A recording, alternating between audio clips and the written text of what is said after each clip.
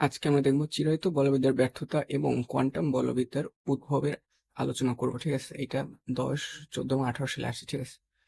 আমরা জানি যে চিরায়ত বলবিদ্যার সাহায্যে গ্রহ উপগ্রহের গতি এবং গ্যাসের গতিতত্ত্ব সঠিকভাবে ব্যাখ্যা করা যায়, কিন্তু এর সাহায্যে তোমার পরমাণুর অস্তিত্ব, কম্পন ক্রিয়া, আলোক তড়িৎ ক্রিয়া ও কৃষ্ণ বস্তুর বিকিরণ ইত্যাদি ব্যাখ্যা করা যায় না।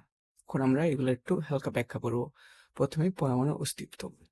চিরায়ত বলবিদ্যা অনুযায়ী পরমাণুতে ইলেকট্রনগুলো ঘুরতে থাকে, অর্থাৎ ইলেকট্রনগুলো এরকম কন্টিনিউয়াস পরমাণুতে এরকম ঘুরতে থাকে এবং ঘুরতে ঘুরতে তারা শক্তি বিকিরণ করে। তাহলে হয় কি, এক পর্যায়ে তারা শক্তি হারিয়ে একদম পরমাণুর ভিতরে ইলেকট্রন এসে পড়ে এবং পরমাণুর অস্তিত্ব হারিয়ে ফেলার কথা এই তত্ত্ব অনুসারে, যে এক এই পদার্থ অস্তিত্ব হারিয়ে ফেলবে, কিন্তু বাস্তবে তা দেখা যায় না।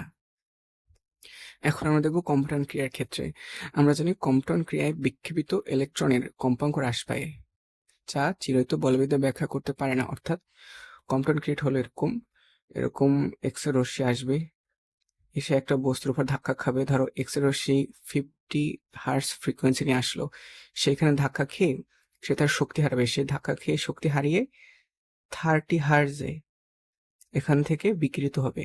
কিন্তু এই তথ্যটা তোমার চিরায়ত বলবিদ্যা ব্যাখ্যা করতে পারে না।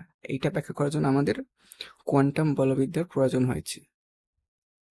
এখন আমরা দেখব যে আলোক তড়িৎক্রিয়া দেখা যায় খুব উজ্জ্বল লাল আলো ফটো ইলেকট্রন নির্গমন ঘটাতে পারে না, কিন্তু ক্ষীণ নীল আলো তা পারে। এখানে ফটো ইলেকট্রন নির্গমন হলো, তোমার ধরো এই যে ধরো লাল আলো এইভাবে আসলো, এসে তখন যেন একটা বস্তুতে পড়লো, ধাক্কা খাওয়ার পর এই বস্তু থেকে কোনো ইলেকট্রন নিঃসরণ হয় না, অর্থাৎ ফটো ইলেকট্রনের নিঃসরণ এটা হয় না। লাল আলো এটা করতে পারে না, কিন্তু দেখা যায় যে তোমার নীল আলো, ঠিক সেম নীল আলো অন্য একটা বস্তুর উপর পড়লে এখান থেকে ফটো ইলেকট্রন নির্গমন হয়। এবং এই ব্যাখ্যাটাই চিরায়ত বলবিদ্যা করতে পারে না, কিন্তু এইটার ব্যাখ্যা কোয়ান্টাম বলবিদ্যা করতে পারে। তারপর তোমার কৃষ্ণ বস্তুর বিকিরণ বর্ণালীতে শক্তির বন্টন ধারণা ক্লাসিক্যাল বলবিদ্যা দিতে পারে না। অর্থাৎ তারা অন্য আলোর ক্ষেত্রে যখন আলোগুলো বিকৃত হয় তখন এর কোথায় কিভাবে শক্তি বন্টন হয় সেটার ব্যাখ্যা তারা দিতে পারে, কিন্তু কৃষ্ণ বস্তু অর্থাৎ কালো বস্তু থেকে যখন বর্ণালী বিকৃত হয় এবং সেই বর্ণালীর শক্তির বন্টনগুলো কিভাবে হয় সেই ব্যাখ্যাটা এই তোমার কি বলে চিরায়ত বলবিদ্যা দিতে পারে না। এবং এইটার ব্যাখ্যা নেওয়ার জন্য আমাদের প্লাঙ্কের তত্ত্বের সাহায্য প্রয়োজন। লিখে দিই, প্লাঙ্কের তত্ত্বের সাহায্য প্রয়োজন। এই হলো তোমার মেইন কাহিনী।